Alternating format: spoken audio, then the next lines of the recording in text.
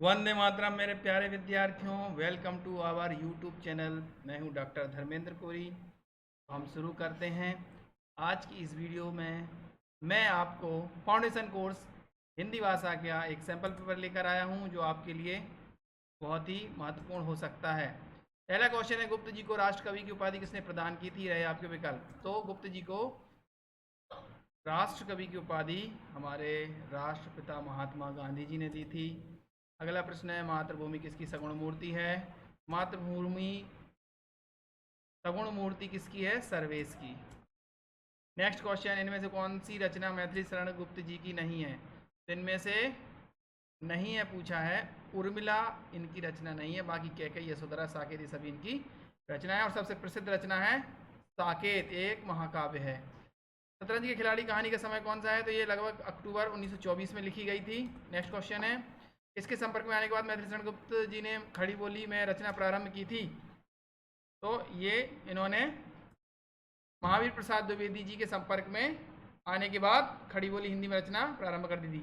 महावीर प्रसाद द्विवेदी जी सरस्वती पत्रिका का संपादन करते थे उस समय। नेक्स्ट क्वेश्चन है, शतरंज के खिलाड़ी किस विधा की रचना है? शतरंज के खिलाड़ी एक प्रकार की कहानी है। अगला प्रश्न है, प्रेमचंद की कहानी संग्रह सोजे वतन की कितनी प्रतियां अंग्रेजों ने जब्त की थी? तो लगभग 700 प्रतियां जो है अंग्रेजी सरकार ने जब्त कर ली थी। और सोजे वतन जो है वह उर्दू में जब लिखते थे, सोजे वतन जो उर्दू का संग्रह है, कहानी संग्रह है। प्रेमचंद जी ने लेखन की शुरुआत किस भाषा और नाम से की थी? वे उर्दू में नवाब राय नाम से लिखते थे और उनका असली नाम धनपत राय श्रीवास्तव था और बाद में वे प्रेमचंद के नाम से लिखने लगे हिंदी में और काफ़ी प्रसिद्ध हुए। अंधों का हाथी किसकी रचना है? तो अंधों का हाथी जो है शरद जोशी जी की रचना है और आपके पाठ्यक्रम में जीप पर सवार इल्लियाँ उनकी रचना, जो व्यंग्य रचना है, व्यंग्य निबंध है, वो संग्रहित है। प्रेमचंद ने बीए की परीक्षा कब उत्तीर्ण की थी? तो उन्होंने 1919 में 1919 ईस्वी में बीए की परीक्षा उत्तीर्ण की थी। अगला प्रश्न है, प्रेमचंद का जन्म स्थान कहाँ है? तो प्रेमचंद जी का जन्म स्थान लमही है जो कि बनारस जिले में पड़ता है।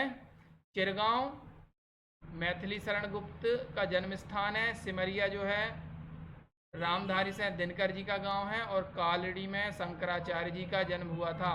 कालड़ी केरला में है। आपकी कोई क्वेरी तो आप कमेंट बॉक्स में कमेंट कीजिएगा। शहर के अखबारों में किसकी चर्चा जोरों पर थी? बहुत महत्वपूर्ण प्रश्न विद्यार्थियों, देखिएगा ये जो है चने की चर्चा बहुत ज़्यादा जोरों पर थी।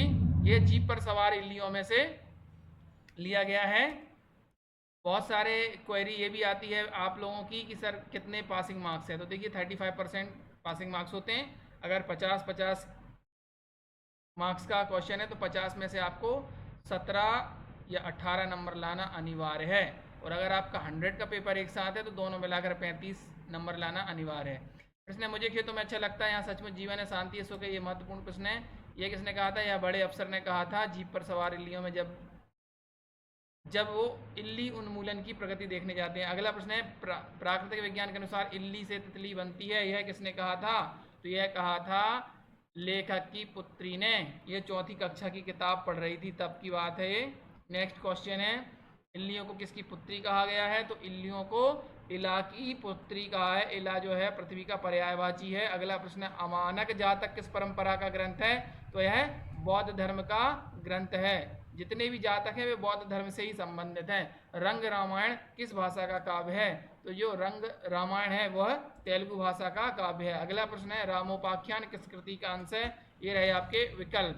तो इसमें महाभारत का अंश है रामोपाख्यान, यानी महाभारत में जो राम कथा आती है वो रामोपाख्यान नाम से आता है। अगला प्रश्न है, कुबेर नाथ राय की कृति कौन सी है?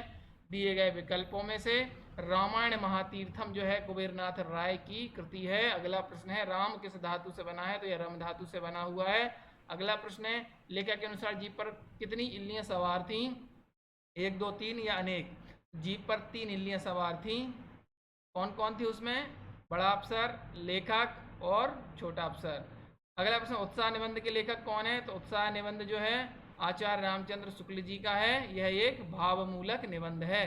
संस्कृति के 4 अध्याय ग्रंथ कब प्रकाशित हुआ?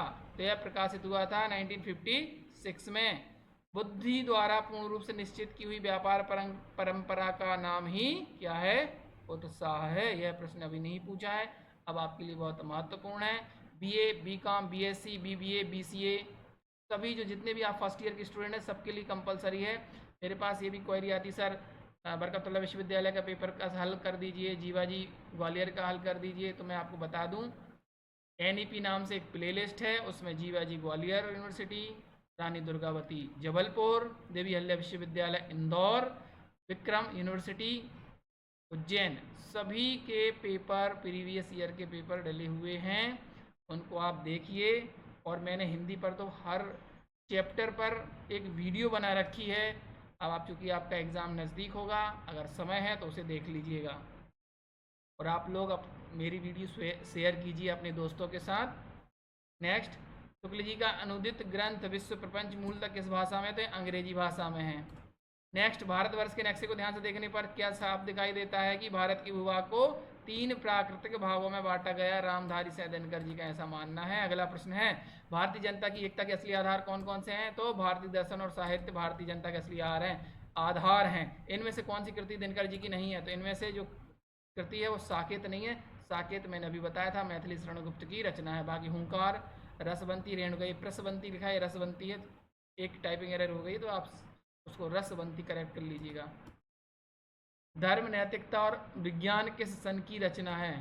तो यह 1969 की रचना है। व्रत शंकर विजय, ये इंपॉर्टेंट क्वेश्चन है, इसको ध्यान दीजिएगा। ये व्रत शंकर विजय जो है वह चित्त सुखाचार्य द्वारा लिखा गया था। चित्त सुखाचार्य जी शंकराचार्य जी के सहपाठी थे, बचपन के मित्र थे।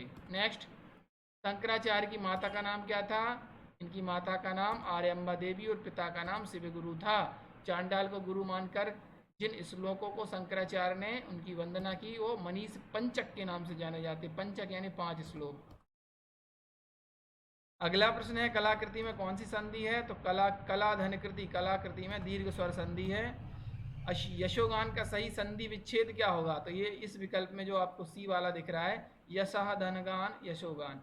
मैंने इसमें आवा साधा न रखकर ABCD इसलिए रखा है क्योंकि आप लोगों के जो OMR सीट का एग्जाम होता है उसमें ABCD ऑप्शन ही आते हैं। नेक्स्ट क्वेश्चन है, निम्नलिखित में से कौन सा शब्द प्रकाश का पर्यायवाची शब्द नहीं है? नहीं है पूछा है, तो इनमें से पुलिन जो है प्रकाश का पर्यायवाची नहीं, बाकी द्युति, दीप्ति, प्रभा ये सभी प्रकाश का पर्यायवाची हो सकते हैं। पुलिन यानी होता है किनारा, नदी का किनारा, बैंक ऑफ रिवर।